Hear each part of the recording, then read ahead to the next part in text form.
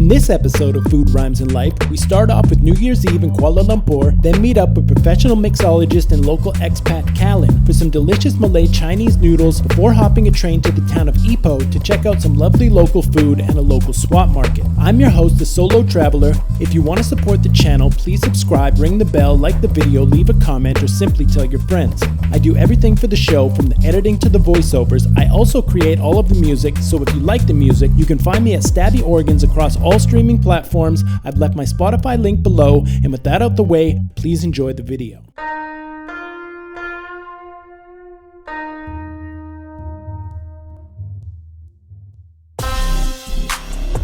Kuala Lumpur, Malaysia's modern and bustling capital city, home to nearly 9 million people with over 40% ethnically Chinese and 10% Indian, KL offers a tasty representation of Malaysia's tantalizing culinary diversity.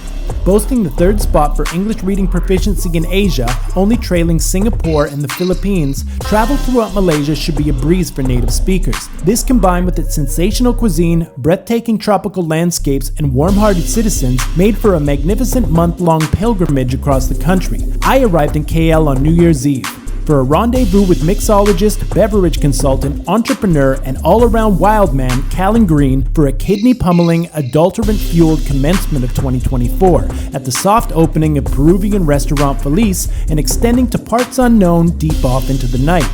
The following is a chronicle of the moments after the haze had finally lifted. Cheers. Cheers. So what are we looking at here as far as food goes? So this is one of my favorite noodle places. These guys have been here for years and years and years. This is the original store called Damansara Uptown. It's the area we're in. Hokkien mee.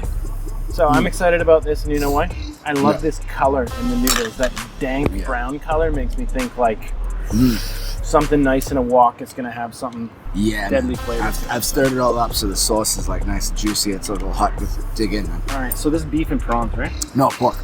Pork and prawns. Looks like beef just because of the sauce.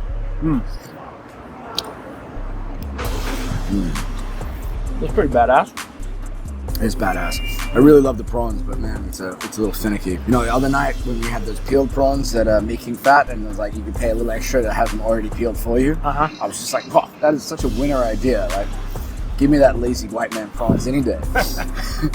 No doubt. But you know, I got my Malaysian friends they're gonna pick this up without peeling it and just chomp on it and eat the whole thing. So, yeah, that's a one-way ticket to the ER for me. But. Are you big on raw eggs? Yeah. I mean, I drink 6 of them every morning. No. The one thing I'm not a huge fan of with raw eggs is like the kind of mucusy texture that you can get with it. But we'll get some of this on the plate anyways. I love the crunch in this from the pork lard. I know you're in the liquor industry. What's it like working in the liquor industry, like in a Muslim country? Does it hinder you at all? Well, you got to remember that Malaysia is probably the most liberal Muslim country in the world, or up there anyway. Okay. I'm sure there's debate to be had over that, but anyway, it's in that direction. And you know, you only just have the majority Muslim population. Up to half the population theoretically are drinking, but you know, a lot of the Muslims drink as well. What I'll find is that my Malay Muslim friends will drink, no problem with that, no problems with other, shall we say, naughty things, but as soon as it comes to pork, it's like, oh, no way, that is evil. When you started your company, had you already, or one of your companies, had you already acquired like this vast knowledge of booze, or did you kind of pick it up as you go? You know, it's interesting now that I'm working Pan-Asia or Asia Pacific, because I'm doing work in Australia where the consumers are very knowledgeable, and I'm doing work in Cambodia where they don't know anything. They're like, what's the tequila? That's like the stuff with the worm, and you're like, what the fuck? Yeah. You been to Cambodia before? Yes. The first time I went to Cambodia, I went on a tour to Angkor Wat. I'm like partway through the tour, my tour guide in the tuk-tuk turns around, he's like, yo, you smoke weed? I'm like, yeah, I smoke weed. He's like, all right, if you want, you buy the booze and I'll take you to my brother's farm, and we'll get smoked up and just get or whatever. So I went there, And I was like this was on my first trip to Thailand, my first trip to Asia. Right. So I'm very like white boy, A little green. Yeah. It's green, perfect word for it. So they start bringing out all this crazy shit, like the duck embryo eggs and like all this, but I don't want to be rude, right? So I'm like force my way through the shit, and although it's nasty, like on the surface, with a little chili sauce, it was actually quite delicious. In the Philippines, I love balut. Balut, that's correct. It's great. Yeah. I love it. I've been to the Philippines so many times, and my Filipino friends have always been like, you gotta eat it, we're drunk. And I'm like, no way, it looks gross. You know, and I'm an adventurous eater, but I was like, no. And I'd heard horror stories about my friends getting food poisoning, eating this stuff. And then last year, I guess, now because it's 2024, last year I was there in Manila, and we came out, my friends took me to an Egyptian-themed strip club, and we came out of this Egyptian-themed strip club, and there's the bellot saleswoman, I guess. Where I was wasted coming out of the strip club. I love the Philippines. And my friend, yeah, you gotta love Makati, right? And my friend's like, oh shit, this is the most legit balut lady in all of Manila. And I was like, oh, all right, fine, I gotta try. And I have it, and I was like, this is delicious. And I had like 3. Yeah, it's not bad. Especially at 5 o'clock in the morning. Welcome to Ipoh, population 800,000, give or take. Located 200 kilometers north of Kuala Lumpur, at first glance, the Chinese influence is unmistakable. So I'm here about 10 in the morning at what's called Concubine Lane.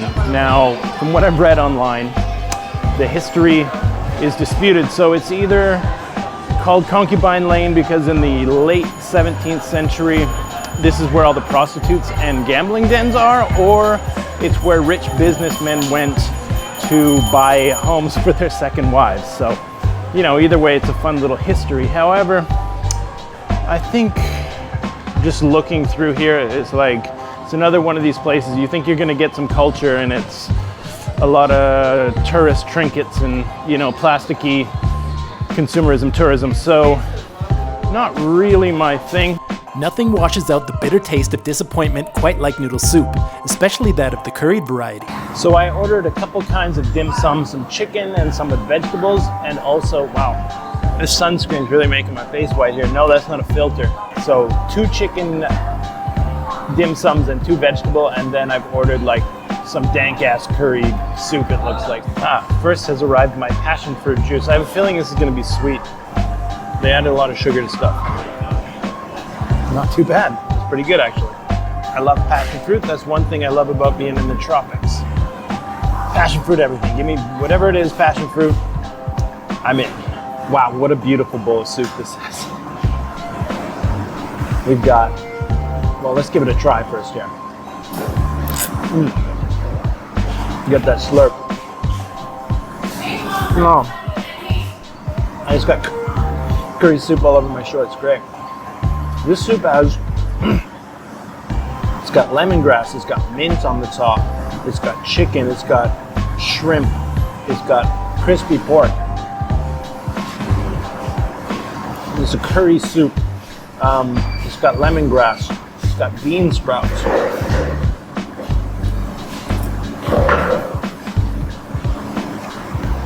And it's goddamn delicious. What a breakfast, amazing. I love Asia. All right, got a couple of the chicken dim sum now. We'll just give this a quick try. Steaming hot, I like that. I don't know, I find these to be like a little bit loafy. If we're talking about dim sum, I much prefer the thin noodle-based ones. Tend to be more flavorful as well. However, this is much better than the dim sum I had, or the big pork bun style dim sum that I had in Peru.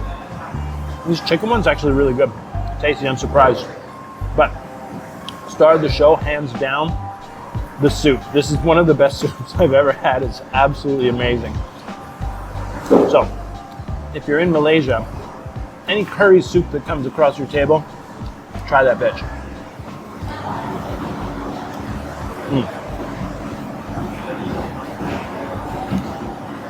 That's damn good, actually. I'm normally ornery when forced to abort my snoring. Early morning we step outside to the swap meet, but talk is cheap, so peep this here recording, take a walk with me. All right, literally walking right out my hotel room. As you saw from that shot earlier, there's a little bazaar here right on my doorstep, so I thought we'd come have a look. So it's pretty crowded here. It's slow moving through here. I'm hoping I can find some quick breakfast. I'm about to jump on the train and head to Penang for a couple days. See where we go from there. I'm not seeing any food though. It's mostly all clothing and different goods. If I had room in my backpack, I might buy something.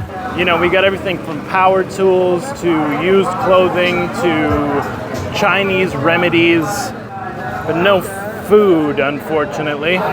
It is kind of interesting though. I mean, we've got like bike rims here behind me. Guitars, I think I even saw a sword. We've got like some old farming tools here.